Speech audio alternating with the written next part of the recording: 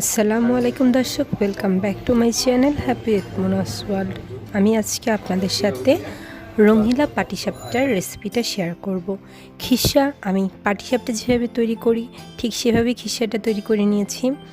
তারপর আমি যেভাবে পাটিসাপটার যে কাইটা তৈরি করি ঠিক সেভাবে এটার কাই তৈরি করে নিয়েছি।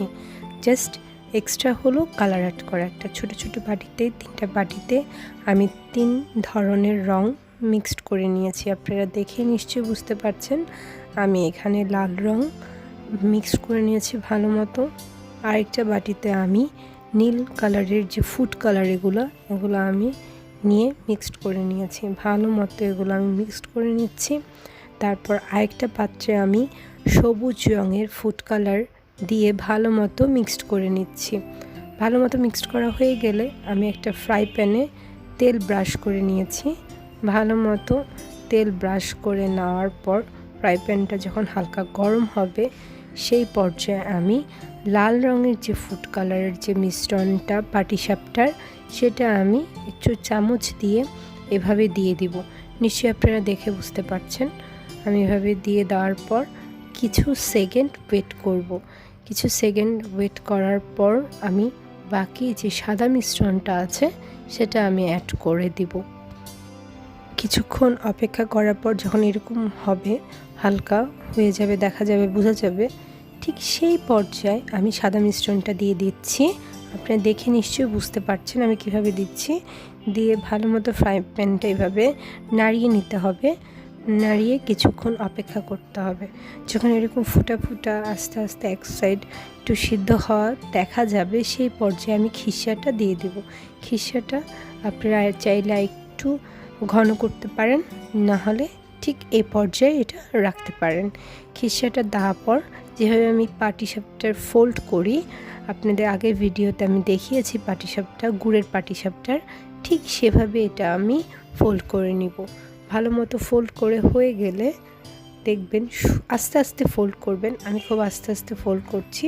আস্তে আস্তে না ফোল্ড করলে দেখা যাবে কালারের অংশটা উঠবে না ভালো মতো। যাতে আমরা তেল ব্রাশ করে নিয়েছি তাহলে ভয় পাওয়ার কিছু নেই।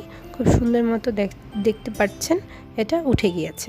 এভাবে আমি সবুজটাও করে নিয়েছি, আপনাদের দেখিয়ে দিচ্ছি। সবুজ কালারের ফুড কালারটা আমি এভাবে দিয়ে যখন তারপর আমি সাদা উপরে মিশ্রণটা দিয়ে দিচ্ছি।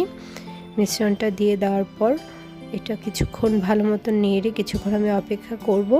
কিছুক্ষণ অপেক্ষা করার পর আমি এটার উপরে খিসা দিয়ে দিব সেম লালটার মতো করে। তারপর এভাবে আমি সবগুলো পাটিসাপটা পিঠা তৈরি করে নিব। আপনাদের যদি আমার ভিডিওগুলো এবং আমার যে রেসিপিগুলো সেগুলো যদি ভালো লাগে প্লিজ আমার চ্যানেলটি সাবস্ক্রাইব করবেন, পাশে থাকা বেল আইকনটি ক্লিক করবেন। আমার ফ্যামিলি এবং আপনাদের যত ফ্রেন্ড সার্কেল আছে ফ্যামিলি অ্যান্ড ফ্রেন্ডের সাথে বেশি বেশি করে শেয়ার করবেন। আমার পরিবারের জন্য দোয়া করবেন। ভালো থাকবেন, সুস্থ থাকবেন, মাস্ক পরবেন। এই যে আমি দেখিয়ে দিচ্ছি গ্রিনটার ক্ষেত্রে আমি ঠিক এভাবে খিসা দিয়ে দিয়েছি। দিয়ে আমি তারপর এটা আস্তে আস্তে ফোল্ড করে নিচ্ছি। তারপর আমি যে সাদা মিশ্রণটা ছিল সেটা দিয়ে আমি কিছু সাদা পাটিসাপটা পিঠা বানিয়ে নিয়েছি।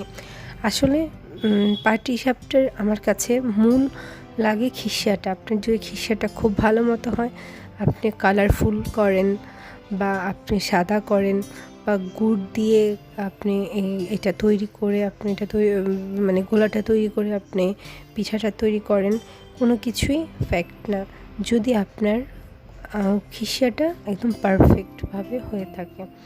এই যে আমার সবগুলো পিঠা তৈরি হয়ে গিয়েছে। তাহলে আমি আজকের জন্য এতটুকুই রয়েছে। ভালো থাকবেন, সুস্থ থাকবেন, আমার পরিবারের জন্য বেশি বেশি দোয়া করবেন। সাবস্ক্রাইব, লাইক এবং শেয়ার করতে ভুলবেন না। আল্লাহ হাফেজ।